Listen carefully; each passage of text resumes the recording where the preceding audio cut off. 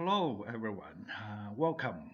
And today I'm going to give a summary of the debate on creationism versus evolutionism. Uh, I watched a few more videos on the YouTube. I noticed there's a very active person called Dr. Halvind Kant or Kant Halvind, and he gives like 60 something lectures against evolution. And, he is very active to try to get a debate with whoever advocate advocates uh, evolutionism. Well, I see it's. I can understand his point because he's a creationist and he believes strongly in the Bible and every word he said he believes. Uh, well, I just want to say that I can see the reason for both sides, and there's some evidence on both sides. What I'm going to say is that at first I want people to remember this. This saying is very famous in the Chinese circle, intellectual circle, if you will. If something exists, it must have a reason. Quoted from Hegel, right? The other half they didn't quote is if they exist, they must die one day. That's the whole idea. For this one, I just want to say from the point of view of uh, my instancology and absolutology, the point is you can look at it as a trip, a big trip of the absolute. The idea of it is the absolute starts to have the relative. Then it eventually come to human beings to have having consciousness, then comes back to absolute again. This is a whole trip. It's a whole circle. The idea sounds like Hegel's the absolute concept made a trip from potential logic to outside the world, then come back to concepts. That's Hegel's idea. But I just feel Hegel's idea basically he inherited from, of course, from Parmenides and Plato. Basically, his so-called trip of the absolute of the concept, it's not absolute itself, by the way. It's only a small trip, or go to the neighbors and come back. It's not a very big one compared to instancology.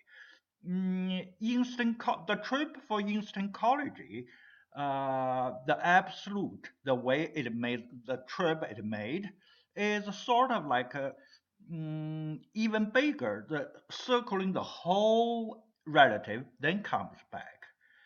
If I give an analogy, I may say Hegel's trip of the absolute concept is like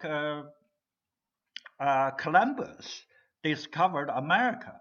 Well, it's significant. A lot of people are surprised what it means till today. I don't think a lot of people understand it. Actually, very few people understand it.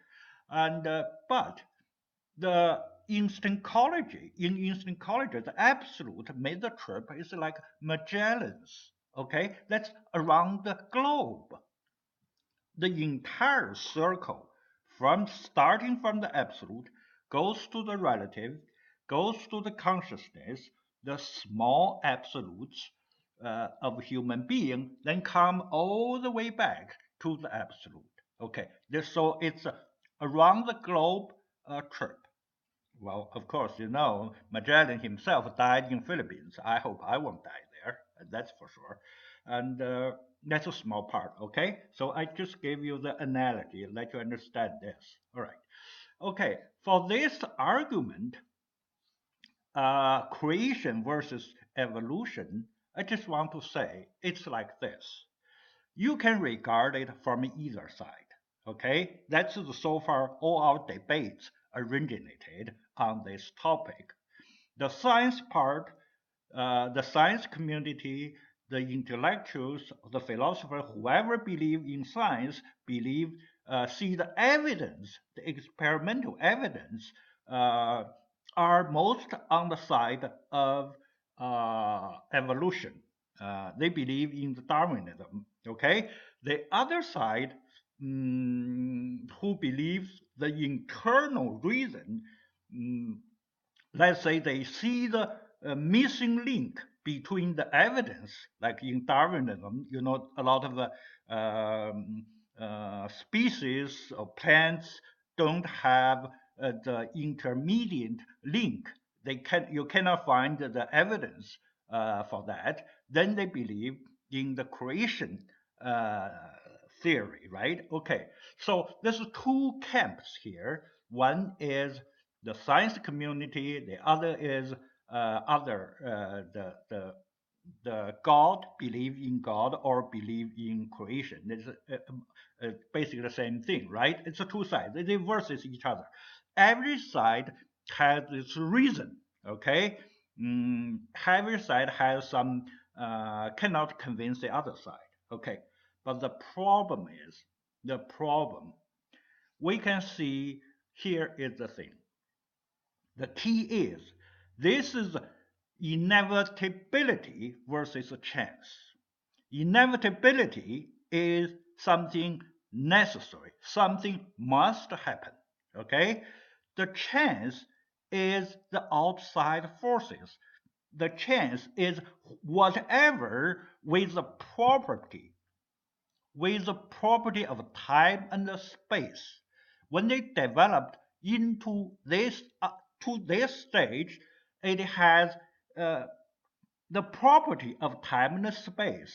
In other words, time and space as two dimension emerges on this level from of course, the point of view of instancology. You will have this thing. Inevitability goes by chance at the front. Okay, so I want you to have that concept. Another concept is remember, for the trip of the absolute from the creationist point of view, all the way go to the relative, to the self consciousness, to thinking, and go back all the way to itself again. There's the whole circle, whole trip, much bigger than Hegel's, by the way. You can see the two things. You have to remember that's Hegel's idea too. One is quality, one is quantity. Okay? One is qualitative change, one is quantitative change. Okay? What I'm going to say is here. For qualitative change, you have to have different species. For quantitative change, you can have, let's say, 6-figure or 5-figure or 4 figures. Okay? If you, let's say, for me, the teeth is not very good. If you bite more, the front teeth will become sharp to bite things because I use it a lot. That's called quantitative change.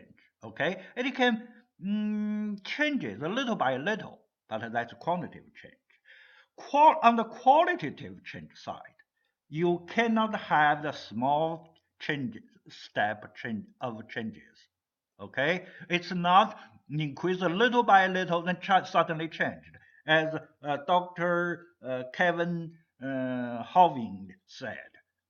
A dog or cat cannot change to a donkey or to a monkey or whatever. Yes, he is right on that side. It doesn't mean he is always right. Okay. So what I see, this is a little bit to the science already, but well, still maybe from a philosophical viewpoint. Okay, let me start like this. For the qualitative, remember what cannot be changed. Okay, first from one, that is something we know from the potential. Okay, one, then to potentiality, to something hidden, then it's to being. Being means the pure existence. Then it goes to determinate being. That is, something has conditions, okay? Has some conditions. And go on to quantum mechanics, all right? Here you have something that you can measure, but not all the dimensions, only one. You can either know the position or know the speed, okay? Measured by that. Then you go on from the quantum mechanics to atoms side, okay? How the atoms are arranged will decide on the nature of things. All right, let me give you an example. Let's say, I just explained a little bit more. Let's say diamond and graphite both have the same atom of carbons. You know, carbons are used a lot. Only by structural change, that is, arrangement of their atoms of carbons, they become totally different things. Okay, so this is the level of qualitative change. But this changes the chance of the structure with the same element of carbon. This is called quantitative change. Okay, so that change make a qualitative difference. Carbon on the one side, sorry, diamond on the one side and graphite on the other side. Everybody knows that they are quite different things. Okay, so that can explain it. After this level, let's go to the chemistry. Okay, then we go to biology, then go to social, then goes to the information like AI, like a computer, then eventually come to the uh, two small absolute, that is desire and thinking. Okay, because desire and thinking, according to Instancology, had the same nature as the absolute, so they are the same. Now comes back. Okay, this is I call it a joint of the uh, trip of the absolute. Okay, in between there's the bones, the smooth side of the bones. Okay, the length. Okay, you can say that's qualitative change. Let's say you grow from 5 finger. Maybe some people have 6 fingers. You may have a little tail as a human. You want to cut it, and you think that's no use. That's all are on the side of quantitative change. Okay, on the qualitative side, they are decided also differently, but mostly when it's decided, it's will make little step changes. So I just give you the idea of qualitative change and quantitative change. You will see where the evolution takes place. That's on the quantitative change side. Okay, on the qualitative side, as I just mentioned, the list is the absolute, the journey absolute. It must pass each joint of those I mentioned that cannot be changed. Okay, so I just gave you the whole idea. We don't need this argument at all when you understand instancology and absolutology. Everything has the two sides, qualitative side and the quantitative side. Qualitative side is a creationist view, okay? Is a creationism playing roles. And for the evolutionist side, that's the quantitative playing a role. Okay, so if you understand they are both in the same thing, that's called a something, that's called a relative, that's called a one, that's called a limited, that's called that must have defect,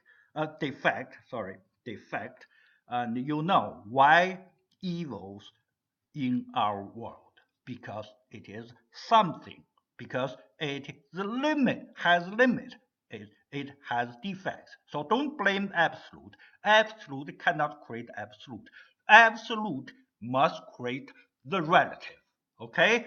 So the relative must have defects, must have limitations. So that's the whole point. Okay? I think I sealed the whole argument. So no more. If you understand this instancology and absolutology, you thoroughly understand why so many people argue about this point, creation versus evolution, because they don't know this. If they know this, they won't argue anymore. Okay? Okay.